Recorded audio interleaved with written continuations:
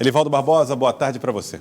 Boa tarde mais uma vez, Joelson. Boa tarde para você que nos acompanha nesta sexta-feira, pertinho de sextar. Pertinho de sextar, Elivaldo Barbosa já esteve no Palácio de Karnak, já apresentou o Acorda Piauí hoje às 6h30 da manhã. Tá demorando de sextar, hein, Elivaldo? Vai sexta, possível. Vai sextar. Vamos lá, Lídia Brito, direto do CidadeVerde.com. Lídia, boa tarde para você, Lídia Brito. Boa tarde, Joelson, Elivaldo, uma boa tarde a todos. Bom, Lídia Brito e Elivaldo Barbosa, vocês dois, os dois estiveram agora há pouco no Palácio de Karnak para acompanhar o anúncio de medidas que foram tomadas pelo governo do estado do Piauí para turbinar a economia. Eu vou colocar esse termo, na verdade o objetivo vai além disso, mas num momento desse de pandemia, o anúncio de antecipação do 13º salário para os servidores agora no mês de agosto. E reafirmar que o estado do Piauí tem condições de investimento foram, Elivaldo, sinais de que o Piauí deve, com o incentivo do Estado, sair aos poucos do cenário mais crítico da economia. É verdade, Joelson. Aí você disse tudo o que ocorreu lá no Palácio de Karnak hoje, agora ao meio-dia. A palavra de ordem foi dever cumprido, ou o dever de casa feito, porque a situação financeira do Estado com a pandemia piorou, ficou bastante vulnerável, desequilíbrios, enfim. O Estado consegue pagar uma dívida enorme, equilibra as contas e faz esse surpreendente lançamento. Eu mesmo não esperava. Esse surpreendente anúncio de antecipação da folha de pessoal referente à segunda parcela do 13º salário dos servidores do Estado. Um total de 200 milhões de reais que serão injetados na economia a partir do dia 21 de agosto. 21 agora desse mês, uma antecipação de 4 meses. Lídia Brito, suas impressões a respeito dos anúncios feitos pelo governador e pela equipe econômica, que estava ali.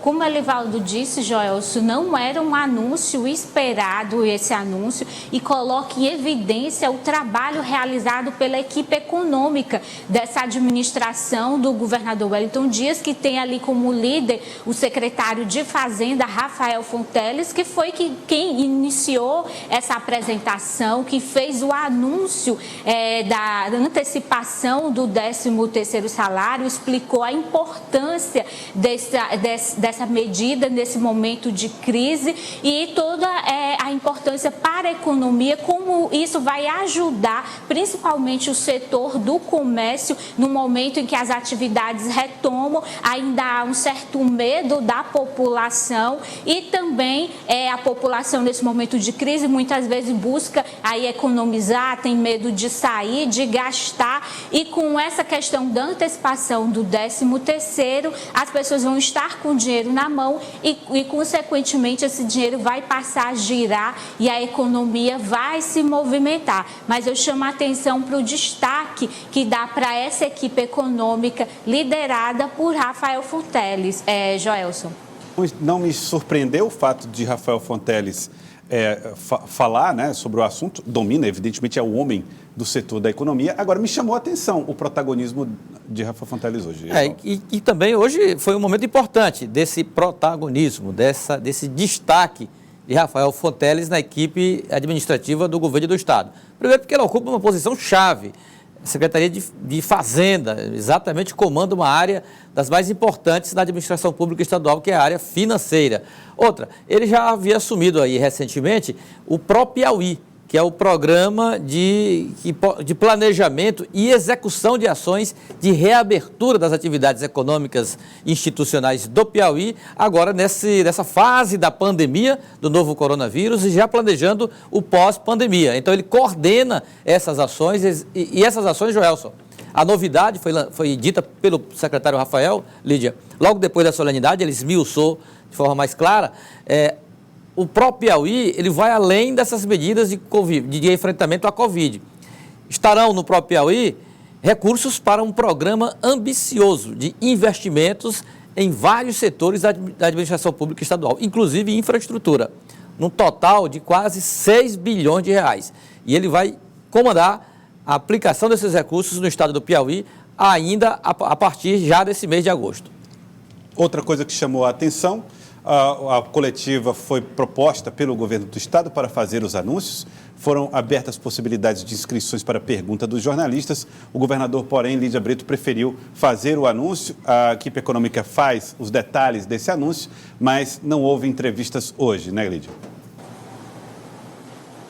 O governador evitou as entrevistas, né, logo após esse anúncio de rompimento com o Progressistas do senador Ciro Nogueira. Ele evitou falar, porque ele sabia, né, que com certeza seria questionado com essa relação política, o impacto na base aliada. O governador evitou falar do assunto, mas nós conversamos com alguns parlamentares da base aliada do governador que estavam ali presentes, parlamentares do MDB marcaram presença. Uma presença, nesse momento, tem um significativo especial, né, para mostrar ali que a base, apesar do rompimento, quem ficou na base continua, de certa forma, unido com o governador. Estava ali o Solidariedade, o MDB e PCdoB, e eu conversei com alguns, e o Elivaldo também, com alguns desses parlamentares ali presentes, e eles falavam, né, que o impacto, de certa forma, é negativo,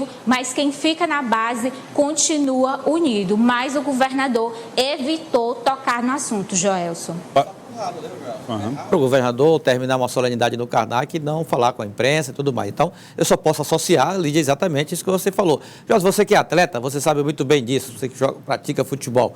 Você vê que fica ali na beira do gramado o massagista, né? Sim. O massagista com aquelas bolsinhas, aquelas compressas. Compressa, sim. Compressa, só no tempo antigo, o tempo da compressa. Para que serve a compressa? Botar uma água quente ali, um pano quente. Pano quente, tratar hematoma. Assim, para curar aquela dor instantânea que aparece ali. Eu sinto que isso ocorreu tanto da parte do governador, como também da parte do senador Ciro Nogueira, que também hoje procurou evitar declarações públicas. Uma tentativa de evitar que essas fraturas se agravem, seria mais se agravem, possa até comprometer a política e principalmente a administração, que interessa diretamente não só um partido ou outro, ou um segmento ou outro, mas ao estado do Piauí como um todo. Bom, e o governador Wellington Dias não deu declarações, não concedeu entrevistas, mas falou a respeito da importância da antecipação do 13º salário para a economia do Piauí. Vamos ouvir.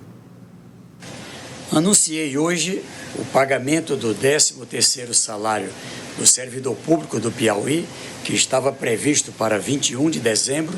A gente vem juntando dinheirinho ali gradativamente, como é possível nessa situação de um Estado organizado, e agora poder anunciar a antecipação do pagamento, que seria 21 de dezembro, para o próximo dia 21 de agosto. Com isso, um dinheirinho no bolso do servidor, poder ali honrar seus compromissos, fazer suas compras, poder se livrar de uma situação de juros, enfim. E também é um dinheiro que circula na economia, é parte do próprio Piauí, que ajuda a circular o dinheiro no comércio, gerar emprego, gerar renda e também fomentar outros setores da economia. Tá, então, reforçando a injeção de recursos, né, através do 13º salário antecipado na economia do estado do Piauí.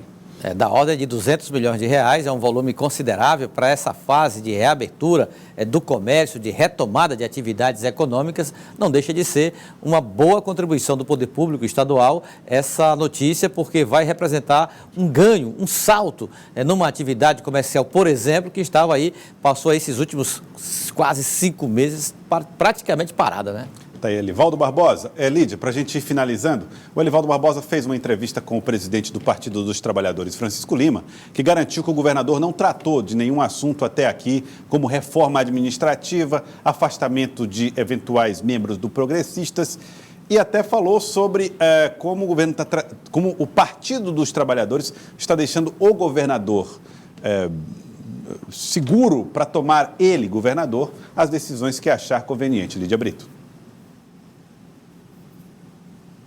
Joelson, é até complicado falar que o governador não está tratando sobre essa questão da redefinição da base aliada. Desde ontem, o que o governador tem feito é se reunir com deputados da sua base aliada. Então, é difícil pensar que esse assunto não está sendo tratado. Se reuniu com o deputado Júlio Arcoverde, presidente do Progressistas. Hoje, nós encontramos lá no Karnak o deputado Wilson Brandão, Brandão, que é secretário de mineração e também é do Progressistas, e a informação que a gente tem é que hoje à tarde o governador Wellington Dias irá se reunir com o deputado Hélio Isaías, que é secretário de Transportes e que também é do Progressistas. Então, essas conversas estão acontecendo, né? E com certeza, aí no meio de assuntos administrativos, o governador deve tratar com esses progressistas do rompimento que foi anunciado. Já que eles são secretários, é preciso saber ter uma definição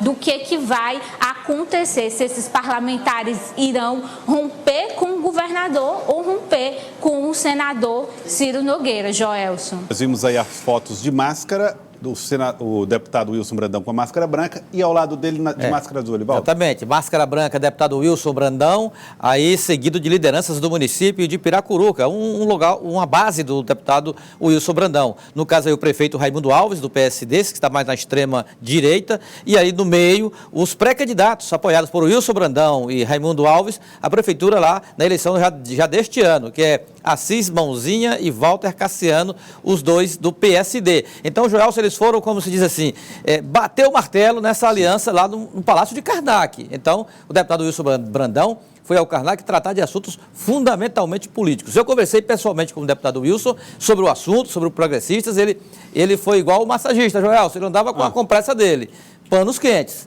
Não tratou desse assunto com o governador Wellington Dias, espera ser chamado aí para um diálogo especificamente sobre esse tema, para aí depois, de acordo com a decisão, voltar a conversar com o presidente estadual da sigla, deputado Júlio Arcoverde, sobre os rumos das lideranças que integram o Progressistas do estado do Piauí. Mas, por enquanto, o clima é de cautela, prudência total, principalmente em relação aos deputados filiados ao Progressistas.